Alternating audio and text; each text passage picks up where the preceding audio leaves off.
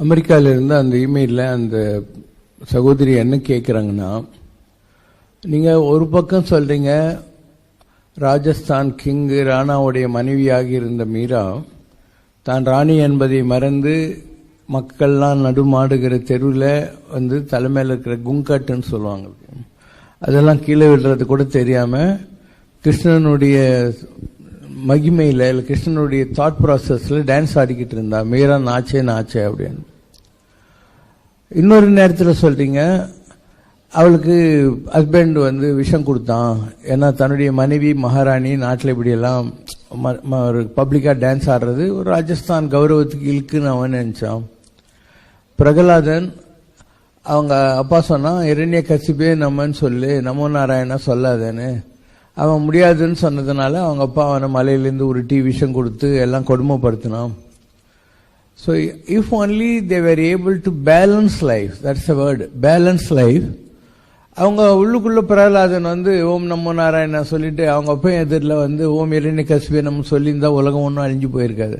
ஏன்னா after all is father, அப்பா வந்து மதிக்கலாம், தப்பே இல்லை. அதே மாதிரி மீரா உள்ளுக்குள்ள கிருஷ்ணன் கூட குருத்தனை நடத்திக்கிட்டு வெளியே அவளுடைய ஹவுஸ் ஹோல்ட் டியூட்டி இருக்கு இல்லையா, ஹஸ்பண்டை பார்த்துக்கிறது கொள்றது அதெல்லாம் பண்ணியிருந்திருக்கலாம். அப்போ they could have concentrated more on the spiritual pursuits than wasting time on all these negative situations. It was a practical solution to balance earth and heavens, to balance materialism and the spiritual worth. அதுக்கு அந்த சகோதரி என்ன கேட்டாங்கன்னா, நீங்க இப்படியும் சொல்றீங்க அப்படியும் சொல்றீங்க அப்படின்னாங்க. நான் சொன்னா அவங்க அப்படி இருந்தாங்கன்னு சொல்றேன், ஆனா இப்படி இருந்தா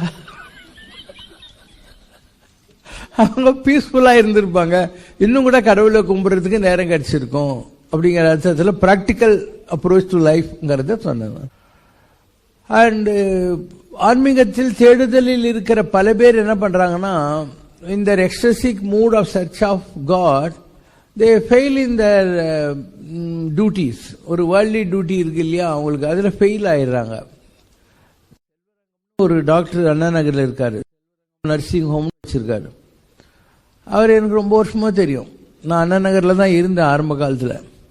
அவர் ஒரு நாள் என்கிட்ட சொன்னார், பாருங்க சார், நானும் ஒரு மேங்கோ குரு வாங்கிட்டு அங்கே ஒரு குடிசை போட்டுன்னு இருந்து செட்டில் ஆகிட போகிறேன் அப்படின்னுவார். நான் சொன்னேன், டாக்டர் யூ ஆர் மிஸ்டேக்கன், நீங்கள் ஒரு மாந்தோப்பில் குடிசை போட்டு உக்காந்துக்கிட்டு எப்போ பாரு நர்சிங் ஹோம் என்னாச்சு, என் பையன் நல்லா பார்த்துக்கிறானா இல்லையா அப்படின்னு யோசனை பண்ணிட்டு இருப்பீங்க. அதை விட பேசாம நர்சிங் ஹோமில் உட்காந்துட்டு மாந்தோப்பை நினைச்சிட்டு இருங்க, ரொம்ப சந்தோஷமா இருப்பீங்க. You won't be disturbing your status quo. அதான் ஈஸியான ஃபார்முலா அப்படின்னு. இப்போ நான் இருக்கேன்னா நானும் தான் உள்ள ஜபம் பண்றேன். இப்போ இங்க இதெல்லாம் பண்ணிட்டு தான் இருக்கேன், இவ்வளவு பேரை பார்த்தேன், ஏதோ அவங்களுக்கு பிரிஸ்கிரிப்ஷன் கொடுக்குறேன், ஆனால் உள்ளுக்குள்ள மந்திரத்தை விடவே மாட்டேன். So I have mastered the art of balancing the earth and the heavens, because I know I have come to do some work for God. நான் எப்போ பார் பங்கி அடிச்ச மாதிரி உட்காந்துட்டு இருந்தா who will do my work for God? இல்லை, உங்களெல்லாம் வந்து சத்சங்கத்தில் பார்க்கணும், உங்க கேட்குற கேள்விக்கு பதில் சொல்லணும், 1000 வேலை இருக்கு எனக்கு. நான் எப்போ பார் அப்படியே உட்காந்து இருந்தாக்கா செட் ஆகுமா அது? So it's a torture. என்ன பெர்சனலாக பார்த்த மாத்திரம் எனக்கு இது டார்ச்சர் தான். ஏன்னா மேலே போக முடியாத அளவு மைண்டை நானே கீழே இழுத்து பிடிச்சிக்கிட்டு வச்சுட்டு இருக்கேன். ஆனால் all the time I have to be balancing. ஒரு பக்கம் உள்ளுக்குள்ளும் நான் தியானம் பண்ணிகிட்டே இருக்கணும், அண்ட் இன்னொரு பக்கம் இந்த ஒர்க் பண்ணிக்கிட்டே இருக்கணும். அண்ட் இந்த ஒர்க் பண்ணுறதுனால பர்சனலாக எனக்கு ஆக வேண்டிய வேலை ஒன்றும் இல்லைன்னு பார்க்கறது இல்லையோ, சாமிக்கு அலங்காரம் பண்ணிட்டாங்களோ இல்லை ஸ்கூல் நடத்துகிறாங்க, எல்லாத்துக்குமே வந்து it's not my personal work. எனக்கு நீங்கள் யாராவது சொந்தமா, யாராவது வந்தமா, உங்ககிட்ட நான் எதையாவது கேட்கறேன். மை வே ஆஃப் ஒர்க்கிங், அதாவது all the time sacrificing for others. And அது எவ்வளவு பெரிய சாக்ரிஃபைஸுங்கிறது ஜனங்களுக்கு தெரியாது. இது I don't accept anything or expect anything from you. This is my way of living, all the time working for God. சும்மா ரூமில் படுத்து ஜெபம் பண்ணின்னு இருந்தால் கூட ஏதாவது கடவுள் வேலை தான் ஞாபகத்துக்கு வந்துட்டு இருக்கோம். இது எப்படி பண்ணலாம், அது எப்படி பண்ணலாங்கிற மாதிரி மைண்டில் வந்துக்கிட்டே இருக்கும். But still I am able to balance between this and that. ரெண்டையும் அழகாக பேலன்ஸ் பண்ணி I always don't show out my spiritual side. I behave like out and out human. ஒரு நார்மல் பெர்சனா இந்த ரோலுக்கு என்ன ஒரு கிராமர் தேவையோ அதை நான் மெயின்டைன் பண்ணிக்கிட்டு அழகாக வேலை செஞ்சுட்டு போயிருக்கேன். அண்ட் இதை பேலன்ஸ் பண்ண முடியும். இப்போ நான் மைக் வச்சு இப்போ சாதாரணமாக பேசின்னு இருக்கிறதுனாலேயே நம்ம அந்த மாதிரிலாம் போக முடியாதுன்றது அர்த்தம் கிடையாது. ஒரு செகண்டில் ஒரு ஏரோப்ளேன் இருக்குது. ஏரோப்ளேன் மேனம்பாக்கம் ஏர்போர்ட்டில் இருக்கிற போது ஒரு கிராமத்துக்காரனை கூப்பிட்டு இதில் 350 பேர் போவாங்க, 3-4 ஏர் ஹோஸ்டர்ஸ் இருப்பாங்க, tea coffee red wine beer எல்லாம் கொடுப்பாங்க, அப்பப்போ சாப்பாடு கொடுப்பாங்க, இதெல்லாம் சொல்லி இது ஆகாசத்தில் மேகத்துக்கு மேலே 35,000 அடி உயரத்தில் பறக்க போகுது அப்படின்னா கிராமத்துக்காரன் வாயில சிரிக்க மாட்டான். ஏன் இதெல்லாம் நடக்குமா, நான் போடுற கிரிக்கெட் பாலே கீழே விழுந்துருது, ஆனால் இது 35,000 அடியில் பறக்குங்கிறீங்க, 350 பேர் ஏற்றிக்கிட்டு இவ்வளோ wait ஆகுதுன்னுவான்.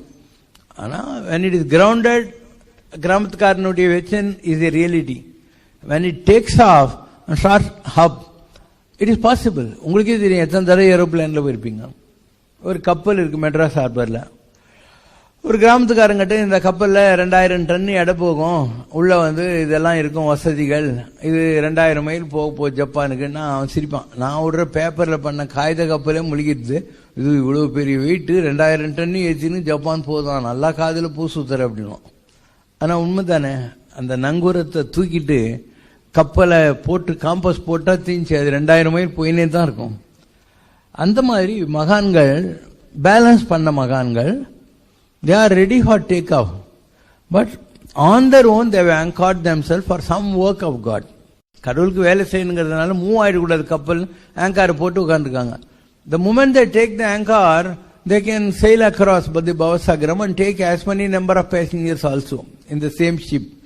And when they take off after என்ன சொல்லுவாங்க taxiing on the airport, the plane will take out 10,000 feet, then 35,000 feet. அதுக்கு கீழே பார்த்தா மேகமே பஞ்சு பொதி மாதிரி உங்களுக்கு செஞ்சுன்னு இருக்கும். It's all possible. அந்த மாதிரி we can take off at a small switch. ஒரு சுவிட்ச் போட்டாக்கா அந்த லைட் எரியுதா, ஃபேன் சுத்துதா, அந்த மாதிரி ஒரு சுவிட்ச் இருக்கு. அது நம்ம போட்டாக்கா உடனே ஃபேன் வேலை செய்யும், உடனே லைட் எல்லாம் எரிய ஆரம்பிச்சு.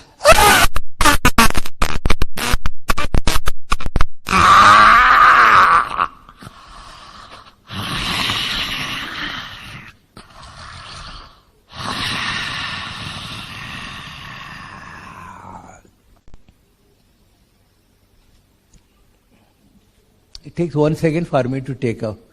But because I have come to work for God, அமைக்கி வாசிப்பேன், வெளியே கொண்டு வர மாட்டேன், என்னுடைய எனர்ஜி வெளியே கொண்டு மாட்டேன். But all the time I am with the energy only.